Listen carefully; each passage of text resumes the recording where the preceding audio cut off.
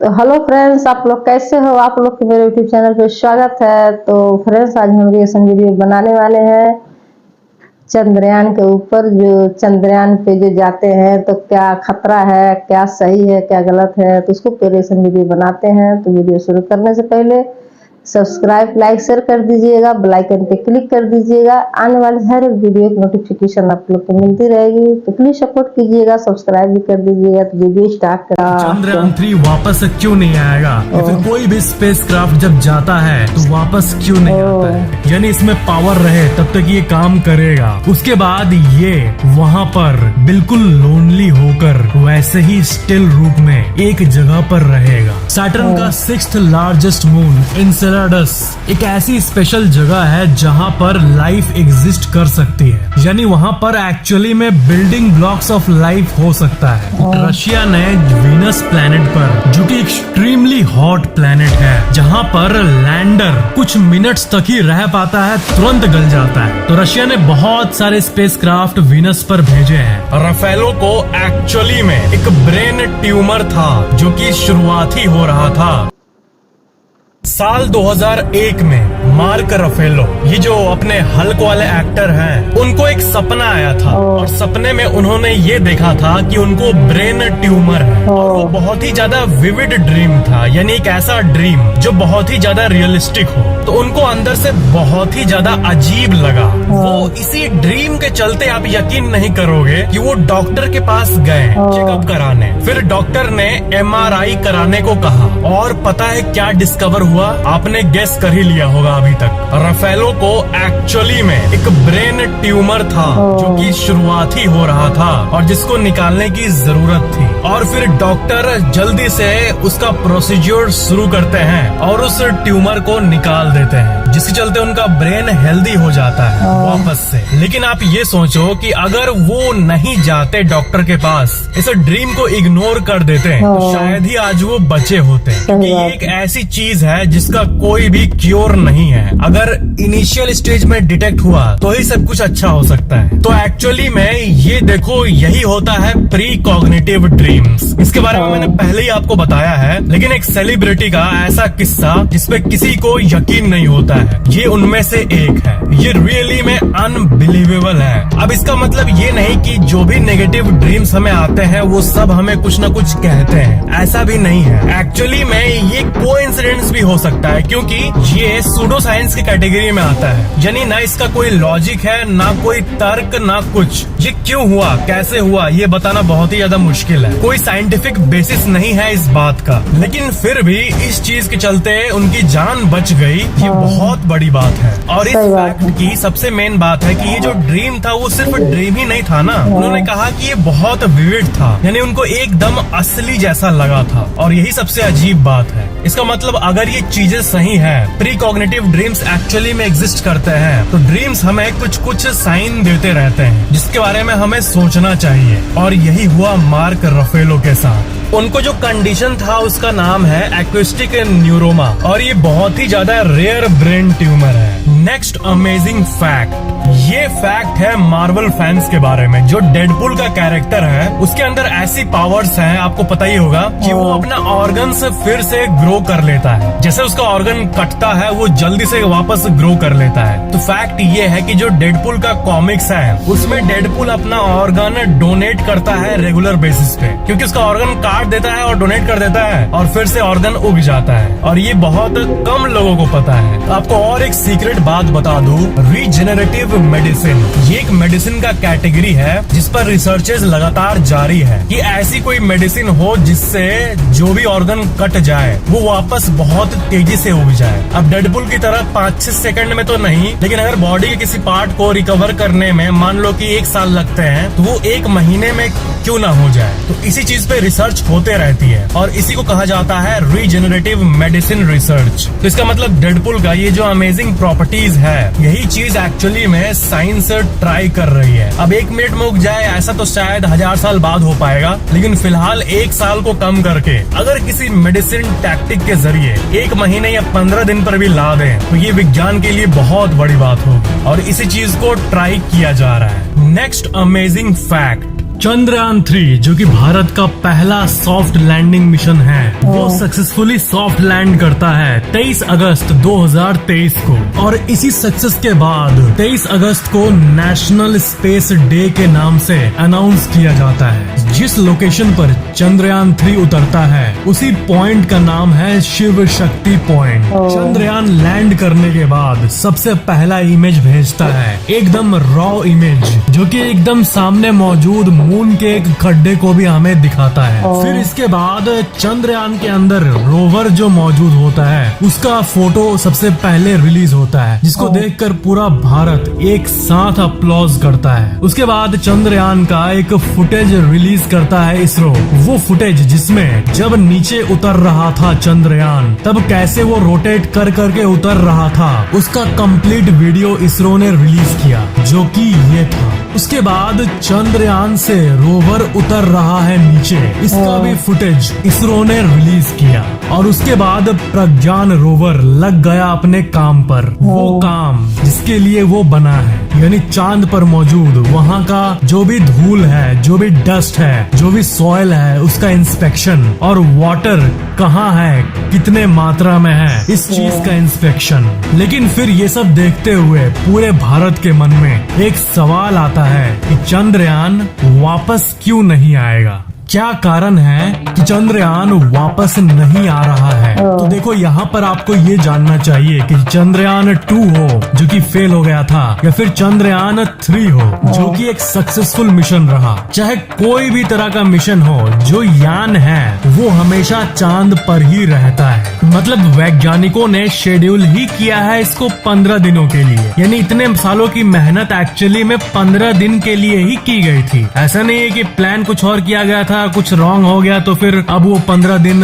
तक रहेगा, फिर वो खराब हो जाएगा, वैसा नहीं। ये सब प्री प्लान्ड है, और वो भी एकदम कॉन्शियसली प्री प्लान्ड। और 15 दिन के लिए ही इस रोवर को काम पे लाने के लिए इसे ऐसे ही प्रोग्राम किया गया था। 15 दिन बाद या फिर जब तक ये 20 या 25 दिन तक मे भी जिंदा रहे, यानी इसमें पावर रहे, तब तक ये काम करेगा। उसके बाद ये वहाँ पर बिल्कुल लोनली होकर वैसे ही स्टिल रूप में एक जगह पर रहेगा। जी हाँ, चांद पर ना कोई हलचल है, और ऑफ कोर्स ना कोई एटमॉस्फेयर है, ना कोई डिस्टरबेंस, एकदम शांति, और ना ही कोई आवाज।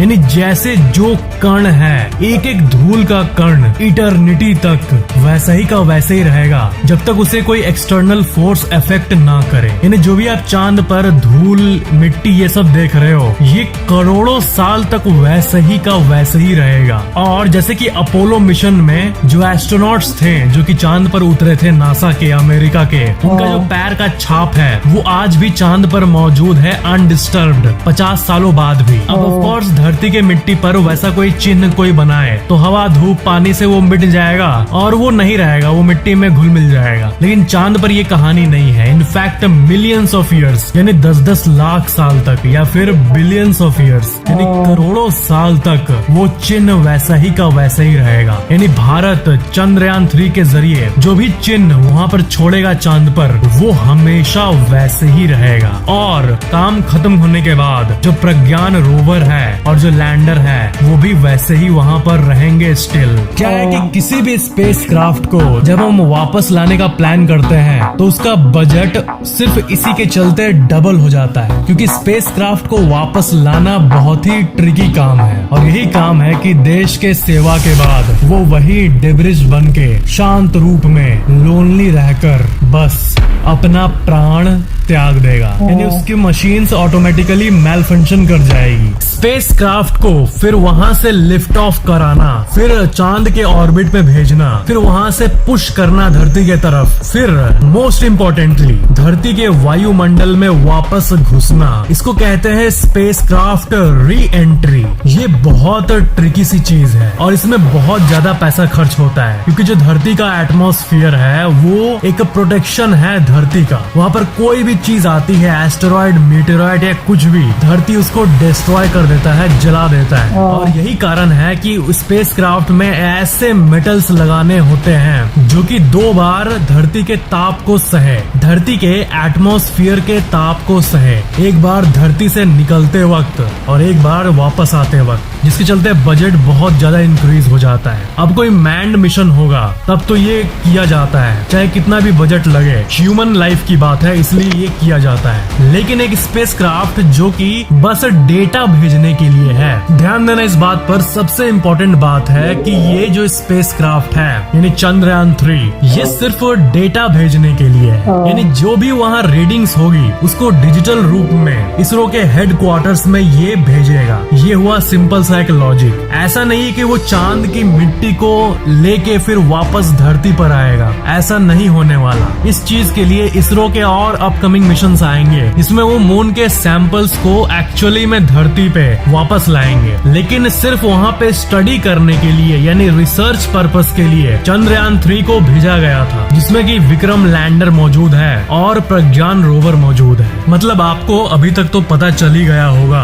कि स्पेस में कोई चीज जाती है तो वो वापस नहीं आती है अनलेस उसको वैसे ही डिजाइन किया जाए, वैसे ही बजट किया जाए। लेकिन आमतौर पर ज्यादातर स्पेस मिशंस जो कि अनक्रूड होती है, यानी जिसमें क्रू नहीं होता है, यानी जिसमें इंसान नहीं होता है, उसमें वापस आने का कोई मैकेनिज्म नहीं बनाया जाता है ताकि डेटा भी मिल जाए, रिसर्च रिपोर्ट धरती पर बैठे बैठे तैयार हो जाए और उसको वापस लाने की जो एक्सट्रीम खर्चा है, इस खर्चे को करने की जरूरत ना पड़े। नेक्स्ट अमेजिंग फैक्ट, आपको पता है रशिया ने वीनस प्लैनेट पर, जो कि एक्सट्रीमली हॉट प्लैनेट है, जहां पर लैंडर कुछ मिनट्स तक ही रह पाता है, तुरंत गल जाता है। तो रशिया ने बहुत सारे स्पेसक्राफ्ट वीनस पर भेजे हैं, लेकिन because of the extremely high temperature and pressure जो कि वीनस पे है, उसके चलते ये क्रश हो जाते हैं। वेनेरा 7 रशिया का पहला स्पेसक्राफ्ट था जो कि लैंड किया अनदर प्लैनेट पर 15 अक्टूबर 1970।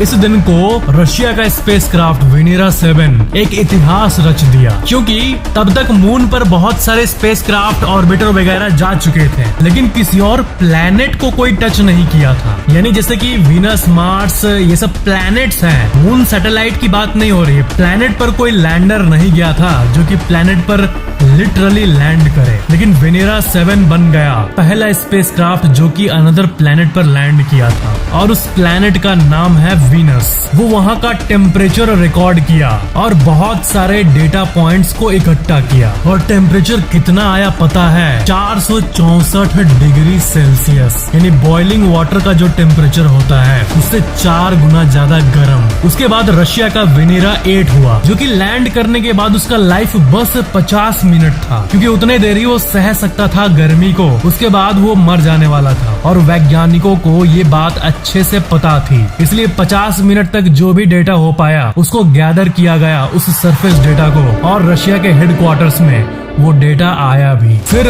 वेनेरा 9 वीनस के और जटिल जगहों पर लैंड किया और पहला ऐसा फोटो लिया, एक फर्स्ट क्लोजअप फोटोग्राफ जो कि बिल्कुल क्लियर था। उसके बाद जब वेनेरा 10 हुआ, उसने भी बहुत सारे फोटोग्राफ्स को लाया और वहाँ के रॉक्स को भी इनफैक्ट स्टडी किया। फिर वेनेरा 11 हुआ, फिर वेनेरा 12 हुआ, जो कि करीब 110 मिनट तक उस सरफेस पे रहने में कामयाब हो गया। मतलब लॉन्गेस्ट टाइम तक कोई यान अगर इतने गर्म जगह पर है तो उसका रिकॉर्ड वेनेरा 12 को जाता है, जो कि 110 मिनट तक वहाँ पर था, उतने ज्यादा प्रेशर और हीट में। 110 मिनट 400-500 डिग्री सेल्सियस में बहुत होता है। तो क्या आपने एक चीज नोटिस किया, ये जितने भी मिशंस हुए हैं ये सब बने ही हैं वहाँ पर खत्म होने के लिए, वो वापस आने के लिए बने ही नहीं है। क्योंकि इतने लागत के बाद, इतने सालों की मेहनत के बाद जो ये स्पेसक्राफ्ट लॉन्च हुए, वीनस पर गया, सिर्फ 50 मिनट 110 मिनट इतना ड्यूरेशन के बाद वो वहीं पर खत्म हो जाते हैं। तो मेन बात है, डेटा कलेक्ट करना वैज्ञानिकों की मेन प्रायोरिटी होती है, न कि स्पेसक्राफ्ट को लाना। जो डेटा कलेक्ट हो रहा है वही काम आता है विज्ञान के, ताकि हम यूनिवर्स को और अच्छे से समझ सके। और वापस लाने की जहाँ तक बात है तो उसकी जो प्लानिंग है वो सिर्फ और सिर्फ ज्यादातर क्रूड मिशंस में की जाती है। अभी हाल ही में नासा का जो आर्टेमिस मिशन है, आर्टेमिस 1 जो आर्टेमिस 2 होने वाला है, उसमें तो इंसान जाएगा चांद पर। तो जो 1 हुआ उसमें टेस्टिंग किया गया कि जाके वापस आ पाता है या नहीं। तो इस टेस्टिंग में तो वो सक्सेसफुल हो गया। तो ये आर्टेमिस 1 उन रेयर स्पेस क्राफ्ट में से है जो कि धरती पर वापस आया है। क्योंकि कोई भी अगर आपको कहे ना कि ये स्पेस मिशन था, वो उस प्लेनेट पर गया और फिर धरती पर वापस भी आया, तो ये जो 3 लाइन लास्ट मैंने कहा, ये उतना सुनने को नहीं मिलता है। क्योंकि चाहे वो कसीनी हो, कसीनी वही स्पेसक्राफ्ट जो कि सैटर्न तक गया था, वहां पे जाके फोटो भेजा था नासा को। तो कसीनी जो है उसका भी जब जर्नी एंड हुआ तब वो उसी प्लेनेट में मिलकर विलीन होकर वहीं मारा गया। लेकिन उसने बहुत सारा डेटा भेज दिया था ऑलरेडी और अपना काम पूरा कर दिया था। कसीनी ने ऑलमोस्ट 300 ऑर्बिट्स लगाए थे सैटर्न के, 300 बार घूमा था उसके चारों तरफ और 8 बिलियन किलोमीटर्स धरती से दूर गया था अपना ये काम करने के लिए। नासा के वैज्ञानिकों ने ऐसे स्टेटमेंट्स दिए जैसे कि everything that we asked it to do it did and more. यानी जितना हमने उससे करने को कहा उससे कहीं ज्यादा कसीनी ने भेजा हमें। लास्ट में कसीनी को जानबूझकर क्रैश कराया गया। कसीनी का बजट $3 बिलियन था, यानी करीब 24,000 करोड़ रुपए। The mission to the Saturn, आपने सही समझा, कसीनी को डेलिबरेटली क्रैश कर दिया गया, यानी जानबूझकर क्रैश किया गया। कोई एक्सीडेंट नहीं था ये। क्योंकि 20 साल से इस मिशन ने जो भी डेटा भेजा है उससे ये पता चला है सैटर्न का 6th लार्जेस्ट मून एनसेलेडस एक ऐसी स्पेशल जगह है जहां पर लाइफ एग्जिस्ट कर सकती है। यानी वहां पर एक्चुअली में बिल्डिंग ब्लॉक्स ऑफ लाइफ हो सकता है। लिक्विड वाटर कंफर्म्ड है और कई ऑर्गेनिक मटेरियल्स को भी पाया गया है। और कसीनी का जो रूट था वो ऐसा था कि अगर उसको ऐसे ही छोड़ दिया जाता है स्पेस डेब्रिस के तौर पर, तो उसके लोकेशन के हिसाब से वो इसी चांद पर जाकर हिट करता। लेकिन वैज्ञानिक उस दुनिया को कॉन्टेमिनेट नहीं करना चाहते हैं जहां पर लाइफ इवॉल्व हो सकता है अनटच्ड बाय ह्यूमंस। तो वहां पर नासा के वैज्ञानिक किसी भी तरह का क्रैश नहीं करना चाहते थे, अनटच्ड ही रखना चाहते थे, ताकि नेचुरली जो भी लाइफ के बिल्डिंग ब्लॉक्स वहां पर फॉर्म हो रहे हैं वो पीसफुली वहां पर हो। और इसी कारण से चांद को हिट न कर जाए ये कसीनी स्पेस डेब्रिस के रूप में कसीनी को सैटर्न में घुसा दिया गया, क्रैश करा दिया गया, गैस में मेल्ट करा दिया गया और इसी तरह कसीनी एंड हो जाता है, समाप्त हो जाता है। ये बहुत ही एक इंटरेस्टिंग कहानी थी कसीनी की। तो इसी तरह चंद्रयान 3 हो या फिर कोई और स्पेसक्राफ्ट, वो बस अपना काम करते हैं, डेटा भेजते हैं और ज्यादातर केस में वापस नहीं लौटते हैं। स्पेस की दुनिया की ये एक नॉर्मल सी बात है और यही आंसर था इस सवाल का कि चंद्रयान 3 वापस क्यों नहीं आएगा, या फिर कोई भी स्पेसक्राफ्ट जब जाता है तो वापस क्यों नहीं आता है। तो समरी यही था कि उसको बस डेटा भेजना होता है और मैंड मिशन हो तभी वापस लेने का बजट बनाया जाता है। Thank you so much for watching this video. Subscribe करके बेल आइकन जरूर ऑन कर लेना। तो फ्रेंड्स वीडियो खत्म। तो फ्रेंड्स कितना अच्छा समझाए हैं। चंद्रयान 3 जो था, जो मतलब अभी जल्दी चंद्रयान पे गया है, मतलब वहाँ पे जाके सक्सेसफुल हो गया है। तो वहाँ से डेटा अपना भेजता है, हर चीज भेजता है वहाँ से, मतलब फोटो खींच के। तो जो वैज्ञानिक लोग हैं देखते हैं उसको, मतलब देख कर उसको सोचते हैं इससे वहाँ पे जाने से हमको क्या फायदा हो सकता है, क्या फायदा नहीं हो सकता है। तो उसके बारे में करीब से जानने की कोशिश करते हैं। वहाँ के जो भी चीज है, मतलब वाटर बोल रहे हैं, जहाँ के जो धूल मिट्टी है, जहाँ की मिट्टी है, जहाँ हर एक चीज है जो दिखा रहा है, फोटोग्राफ करके भेज रहा है वहाँ से। तो यहाँ पे विज्ञानी लोग देख रहे हैं। तो इसमें मतलब क्या आगे चल के क्या उससे बना सकते हैं, क्या नहीं कर सकते हैं, क्या कर सकते हैं, तो सब मतलब ये सब नोट कर रहे हैं, नोटिस कर रहे हैं। तो चंद्रयान तो चल गया मतलब चांद पे। तो इसमें इतना बजट बना के भेजते हैं, 15 दिन के समय लेके भेजे हैं कि 15 दिन तक वहाँ पे रहेगा। 15 दिन के बाद अब वो जो चंद्रयान गया है चंद्र पे, तो उसके साथ क्या होगा क्या नहीं होगा, तो उतने ही दिन के लिए फिट करके भेजे हैं। तो उतना दिन तक ले जब तक डेटा भेजते रहेगा, वहाँ के जो वाटर खोजेगा, जहाँ के मतलब जो धूल है, जो मिट्टी है, जहाँ के जो भी चीज है वहाँ के सब मतलब फोटोग्राफ कर करके भेजेगा। फिर विज्ञानी लोग हम जांच करेंगे। तो उसके बाद 15 दिन खत्म हो जाएगा। तो उसके बाद क्या उसके साथ होता है क्या नहीं होता है, तो वहाँ पे मतलब वो खत्म हो जाता है। मतलब वीडियो में बताए हैं, समझाए हैं। तो सही बात बा, अगर कोई इंसान जाता है तो उसके लिए बजट बनाते हैं आपस आने के लिए। जब उसमें इंसान नहीं है तो फिर बजट के इतना खर्चा करने क्या जरूरत है। बस इतने खर्चा करके भेजे हैं कि कम से कम वहाँ के जो हमारे लिए जो चीज़ है, जो हमारे लिए कुछ बन सकता है, कुछ हम कर सकते हैं, वहाँ पे जाके दुनिया बच सकती है।